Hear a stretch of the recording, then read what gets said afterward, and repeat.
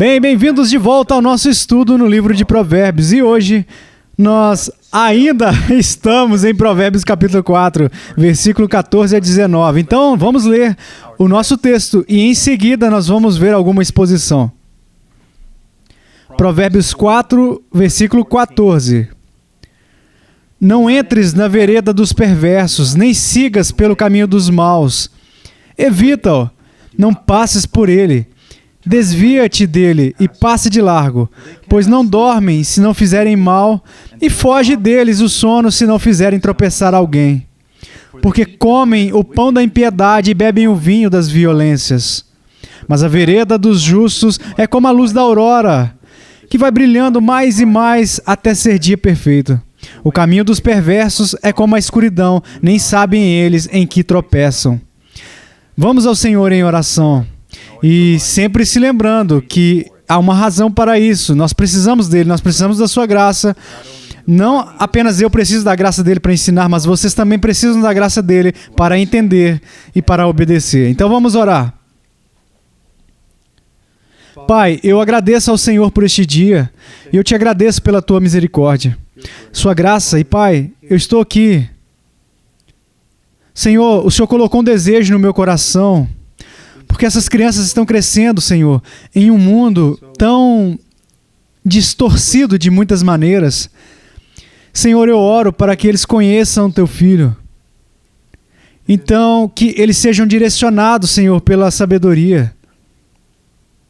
Que suas vidas possam demonstrar uma vida abundante, da qual Cristo falou muitas vezes. Oh, meu Deus, ajude eles. Sem a sua ajuda, nós não temos esperança. E com a tua ajuda, Senhor, não temos nada além de esperança.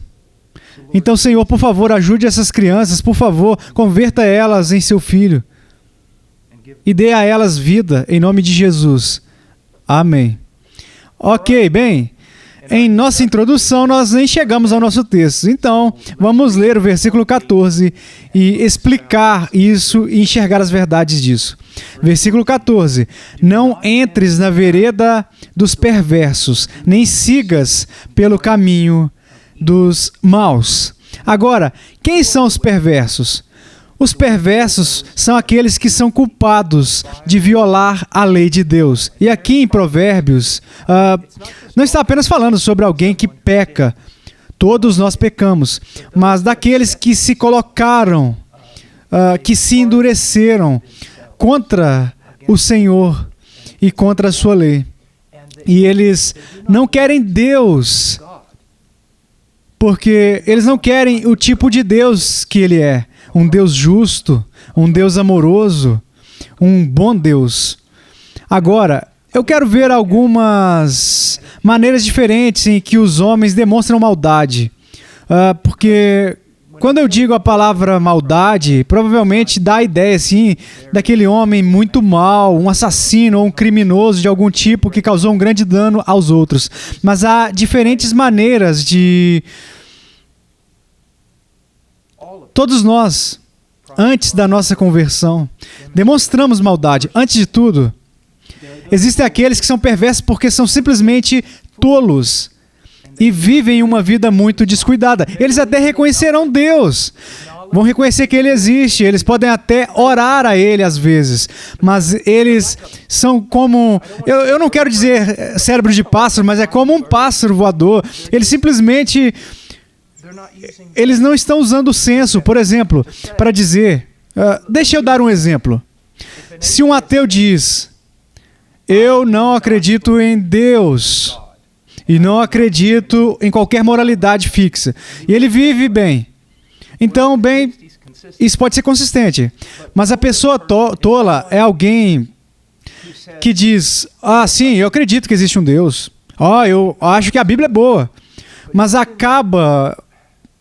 Eles estão simplesmente sendo descuidadosos, estão voando por aí, eles não estudam a palavra. Eu quero dizer, se a Bíblia é a revelação de Deus e é o livro mais importante, que contém o conhecimento mais importante que existe, e é tolice dizer, se você acredita em um Deus, você acredita na Bíblia, mas não tem nenhum impacto na sua vida, e você não está fazendo nada para aprender proativamente a respeito de Deus. De outra maneira, a maldade manifesta também naqueles que vivem como uma lei para si mesmos.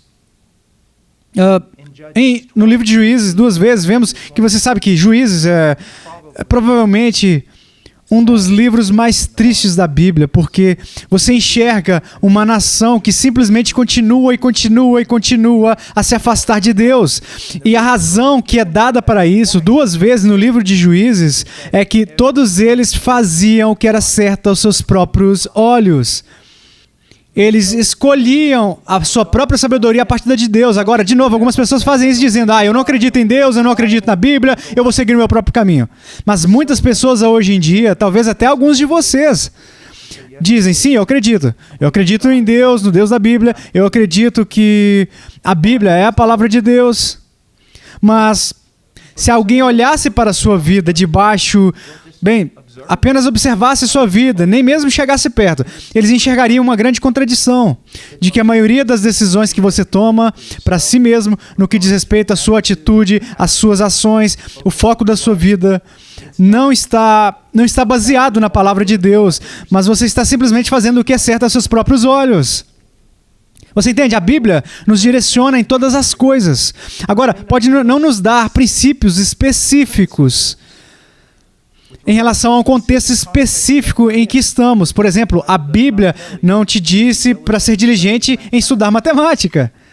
Mas a Bíblia diz para você obedecer aos seus pais. A Bíblia diz para você honrar aqueles que têm autoridade sobre você. A Bíblia diz que você foi criado à imagem de Deus. E parte dessa imagem está buscando descobrir para conhecer todas as coisas a respeito de Deus nesse mundo.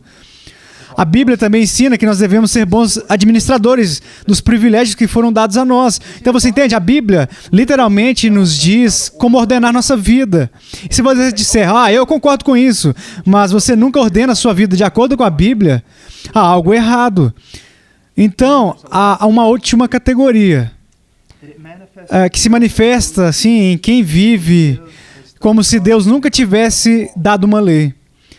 Mas também eles nem mesmo vivem de acordo com a lei natural. É como uma consciência, como se a consciência deles tivesse sido afligida quando você faz algo errado. E ela é queimada, assim, a consciência. Ela acaba de ser destruída. E eles estão literalmente carregados por suas próprias emoções e pelos seus próprios desejos. Cobiças fortes, desejos interiores que estão de acordo com a queda humana, ou a corrupção moral e a oposição a Deus. Agora, ele diz: não entres na vereda dos perversos, nem siga pelo caminho dos maus.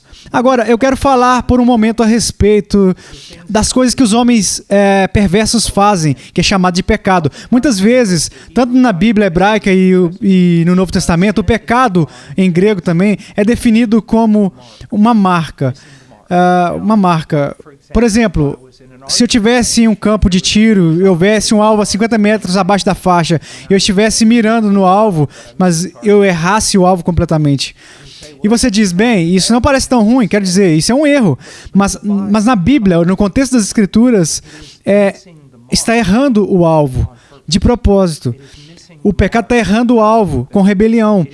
E Deus está dizendo para você apontar a sua flecha em uma direção e você está apontando em outra. Está dizendo, Ele está mandando você ir por um caminho e você está escolhendo o outro. E você escolhe o outro por causa do seu antagonismo a Deus. E porque você é antagônico a Deus, porque Ele é justo e bom e você não é. Então, eu quero que vocês saibam que este pecado é ruim. E no livro de Provérbios nós estamos sempre ouvindo como o pecado, quanto a maldade, a injustiça é tão destrutiva. Pode destruir a sua vida, e essa é uma das razões pelas quais pecar é mal. Mas essa não é a principal razão pela qual o pecado é mal. O pecado é horrível, além da descrição, por causa daquele contra quem é cometido.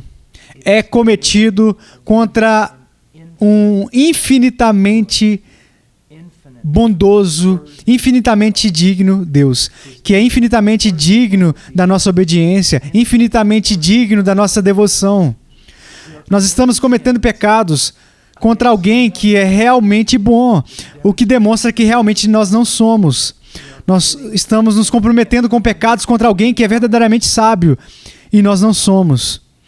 Mas, acima de tudo, estamos cometendo pecados não contra algum pequeno prefeito de uma pequena cidade, que já seria uma coisa ruim, o suficiente por si só. Nós estamos cometendo pecados que não são contra a lei do nosso governo, que poderia te levar a muitos problemas. Mas você está cometendo pecados contra aquele que fez você, o Rei do céu, o Criador do universo, o Rei dos reis e o Senhor dos senhores. E é por isso que o pecado é tão mau. Sabe, jovens, eu costumava olhar para o pecado, sabe? Eu pensava a respeito dos mandamentos de Deus, eu tentava evitar o pecado para fazer o que é certo. Quanto mais eu caminho com Deus e quanto mais eu conheço a respeito dele, eu não quero pecar, não simplesmente porque eu estou fazendo algo errado e que pode me colocar em muitos problemas. Eu não quero pecar porque eu não quero fazer sofrer aquele que morreu por mim. Eu não quero entristecer, fazer chorar aquele que me criou, que me sustenta e que carregou os meus pecados sobre si mesmo, no meu lugar, para me salvar. Você entende? Isso é pessoal. Isso é pessoal. Isso é tudo a respeito de Jesus. É por isso que nós não pecamos. É por isso que nós não queremos pecar. Porque Jesus é tão maravilhoso e nós não ousamos ofender Ele. Agora, vamos continuar. Eu também quero que vocês observem que a vereda dos perversos é um declive escorregadio. Assim que você entra, você continua escorregando. É escorregadio. Deixa eu contar uma história. Eu vivia numa fazenda, né? Na nossa porta, indo para uma estrada de cascalho, havia uma espécie de calçada de cimento que meu pai tinha feito. Era provavelmente, eu não sei, ela tinha ali uns 25 pés de comprimento e tinha uma inclinação, não muito grande, mas simplesmente um pouco inclinada. Eu levantei numa certa manhã e era inverno e parecia que o tempo lá fora estava bem ruim. E como se tivesse congelado. E eu cheguei na cozinha e minha mãe disse: eu não ouvi nada na rádio agora, mas vá lá fora na porta da frente e veja se tem gelo na calçada. Eu quero saber se o ônibus vai passar para você poder ir para a escola hoje. E eu nunca vou me esquecer. Eu abri a porta, eu pisei, coloquei meu primeiro pé lá no concreto, meus pés saíram debaixo de mim e eu não só caí, eu caí e a calçada estava tão escorregadia que eu simplesmente continuei deslizando. Eu deslizei todo o caminho até o final da estrada de cascalho e eu não conseguia me levantar. Eu estava tão congelado e tão escorregadio que eu mal conseguia me rastejar de volta. Finalmente, eu rastejei de volta até a porta. Eu segurei, eu agarrei a porta e eu me puxei através da maçaneta da porta. Eu me puxei para dentro. E quando eu entrei na cozinha, minha mãe disse: por que você demorou tanto? Nós vamos ter escola ou não? E eu disse: não, mãe, acho que não vamos ter escola. É assim que o pecado é, escorregadio. Uma vez que você começa por esse caminho, você não está mais no controle. Agora pense a respeito disso. Você não está mais no controle, uma vez que você seguiu esse caminho. Lembre-se do que Deus disse a Caim. O pecado está te esperando na porta, está escondido ali e vai te pegar pelo seu desejo. Lembra da história do jaguar que eu contei na última lição, do homem? Cara, quando aquele animal te agarra, você não está mais no controle. Ele agora está no controle. Então é uma ladeira escorregadia. Eu ouvi muito. Eu me lembro do meu pastor quando eu era um crente recém-convertido. Ele sempre dizia isso, que antes de mais nada, aqui está o pecado. Vamos dizer que essa mão representa o pecado e essa mão representa você. Então, a Bíblia diz que quando você enxerga o pecado, você simplesmente tem que se afastar. Mas muitas vezes nós não damos ouvidos. Nós vemos e pensamos: bem, isso é interessante, isso é divertido, é atraente. E pensamos que isso é o mais longe que podemos ir, mas não é tão longe quanto nós vamos. Então pensamos: bem, eu posso simplesmente tocar. Eu posso apenas tocar. Não é ruim. Eu estou só tocando. Então eu solto e eu toco e solto. Mas então o que acontece? Logo, não é mais, eu toco e deixo ir. Mas eu pego, eu seguro, Então, alguém te avisa, ei, você está correndo perigo, você segurou a mão do pecado. Está tudo bem, eu posso deixar ir a qualquer hora, se eu quiser. Eu pego isso, eu deixo. Eu pego isso e eu deixo ir. Até que um dia você pega, e o meu pastor costumava dizer, e isso toma conta de você. E agora você não pode deixar ir. Você não pode deixar. Por quê?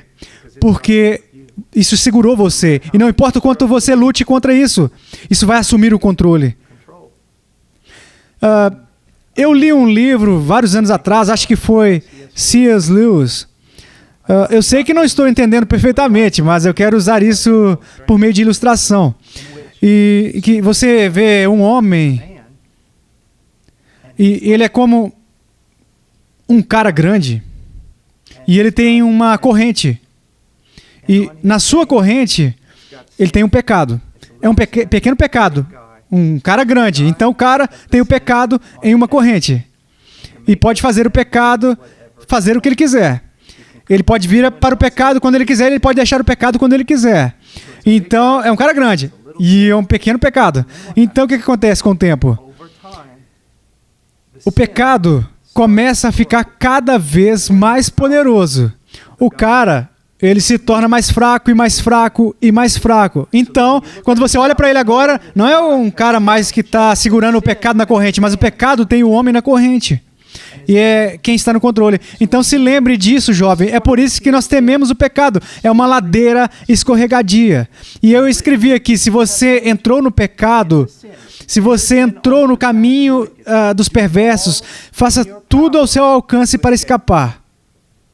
Se humilhe, sabe? Vá para o seu pai, vá para a sua mãe, vá para um adulto responsável, vá para um pastor e diga, veja, eu me meti nessa confusão.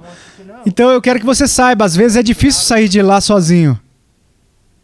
Você deve temer o caminho em que está. E eu coloquei aqui, temer o medo, correr e correr para aqueles que podem te ajudar, se humilhar, receber qualquer ajuda que puder, a fim de fugir. Mas antes de tudo, vá para seus pais, vá para o seu pai, vá para a sua mãe, fale com eles, fale com eles. Agora, eu quero ir para uma passagem bem rápido em 2 Coríntios, capítulo 6. Vamos ali em 2 Coríntios, capítulo 6, para vocês terem uma ideia a respeito do que eu estou falando. Capítulo 6, versículo 14. Não vos ponhais em julgo desigual com os incrédulos, porquanto que sociedade pode haver entre justiça e iniquidade, ou que comunhão da luz com as trevas, que harmonia entre Cristo e o maligno, ou que união do crente com o incrédulo, que ligação há entre o santuário de Deus e os ídolos. Bem, a resposta para todas essas perguntas retóricas é absolutamente nada. Não há harmonia entre a justiça, que é conforme você mesmo vê na lei de Deus, e a ilegalidade, que está fazendo tudo contra a lei de Deus. Não há comunhão entre a luz e as trevas, ok? Eles não têm nada a ver um com o outro. Não há harmonia entre Cristo e o maligno. Não há comunhão, não há harmonia. Você não pode dizer que está seguindo ambos ao mesmo tempo. Agora, quando diz no versículo 14, não vos ponhais em julgo desigual com os incrédulos, isso não significa que você nunca deve ter um amigo incrédulo, isso não significa que você deve trancar sua casa e viver em uma montanha, em algum lugar na floresta onde não há pessoas, ou se sentar numa montanha em algum lugar e simplesmente entoar orações. Não é sobre isso que está falando. Nós vivemos neste mundo, não devemos ser dele, mas nós vivemos nele e vivemos com os incrédulos e devemos ser gentis com eles. Devemos amar eles, devemos servir eles. Isso não significa que nós quebramos toda a comunhão de amizade com o incrédulo. O que significa? Que nós nunca devemos entrar em um relacionamento com o incrédulo e que esse relacionamento faz com que aquele incrédulo tenha influência sobre você. Nunca tenha isso. Em momento algum você... No momento que você enxergar que eles estão começando a te influenciar para longe de Deus e da sua lei, então você precisa fazer tudo o que estiver no seu poder para quebrar esse vínculo. Agora, escute, jovens, escute com muito cuidado.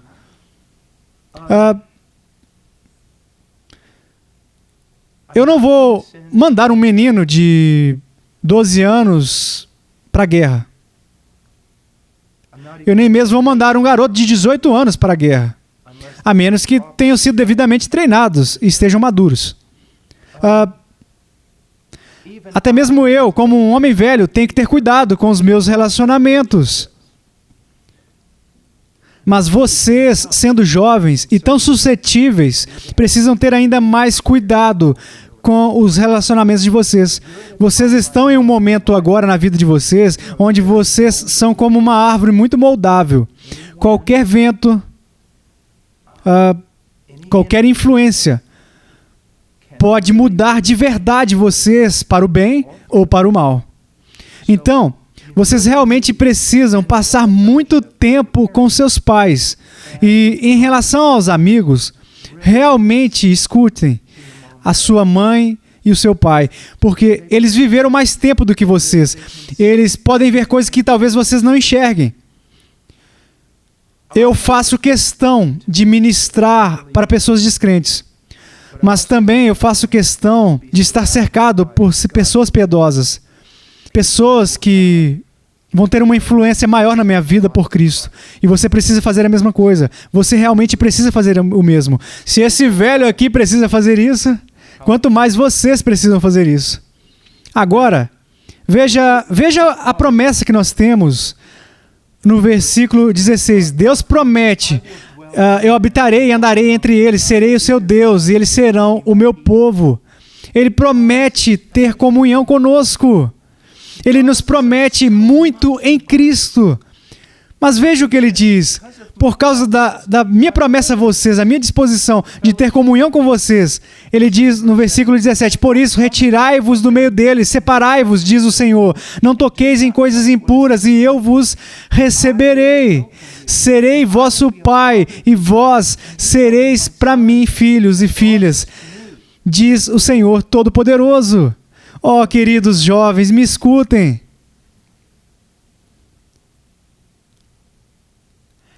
Para se apoderar das coisas de Deus, vocês também vão ter que abandonar coisas que são contrárias à natureza de Deus, contrárias à sua lei. Deus nos concedeu o mundo.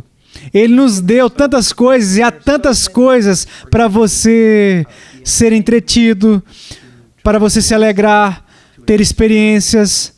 E eu quero que os meus filhos comecem a rir, tenham momentos maravilhosos. Eu quero que eles saiam fazendo coisas que nós amamos, como andar de caiaque, brincar na neve, caçar, pescar, todas as coisas que nós fazemos. Eu quero que eles se alegrem com os amigos, eu quero que eles riam a ponto deles se sentirem que vão cair no chão. Eu quero que eles se divirtam. Eu não estou dizendo que a santidade tem algo contra ser simplesmente um jovem e desfrutar da vida. Na verdade, a santidade é o contexto em que você terá os melhores momentos. Mas você precisa perceber também neste mundo, este mundo caído, lá há coisas que você precisa evitar, você realmente precisa. Essas coisas que Deus te diz para você evitar. E aquelas coisas que Ele diz para você correr, corra delas. E ao fazer isso, Ele promete a você comunhão, a amizade dEle, a direção dEle. Sabe uma coisa reconfortante para mim?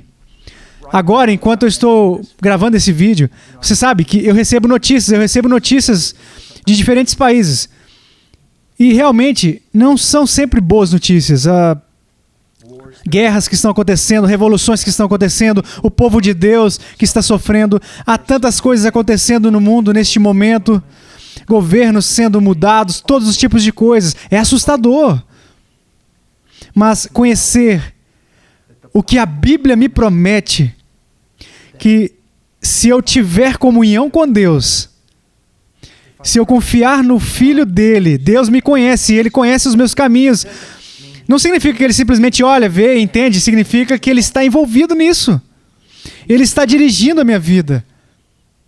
Ele prometeu cuidar de mim até que Ele me leve para casa. Eu quero essa mesma confiança para você. Eu quero que você conheça o cuidado de Deus. Então, o que nós devemos fazer? evitar as coisas que ele diz para serem evitadas e fazer as coisas que ele diz para fazer. Agora, de novo, eu tenho que dizer isso repetidamente. Não é o meio para ser salvo. Eu não sou salvo porque eu estudei a Bíblia e eu sei o que é mal, e eu fujo disso, e eu estudo a Bíblia e eu sei o que é bom e eu corro para isso, porque eu não faço isso perfeitamente e nunca serei salvo assim. Eu sou salvo porque eu confio em Cristo e porque Ele fez tudo perfeitamente em meu nome. Então morreu debaixo das penas que deveriam ter sido sofridas por mim. Mas tendo sido salvo apenas por sua graça, por intermédio da fé, agora eu quero caminhar na sua abundância, com a sua presença. Como eu faço isso? Bem, versículo 14. Não entres na vereda dos perversos, nem sigas pelo caminho dos maus. Porque se você entrar no caminho dos maus, se você entrar nesse caminho, é mais do que provável que você vai prosseguir nele, vai continuar nele. Então, evite tudo isso. Bem, que Deus os abençoe. Não tivemos muito progresso, tanto quanto lemos os versículos aqui, mas eu espero que isso ajude vocês a ter progresso na sua vida cristã. Que Deus os abençoe.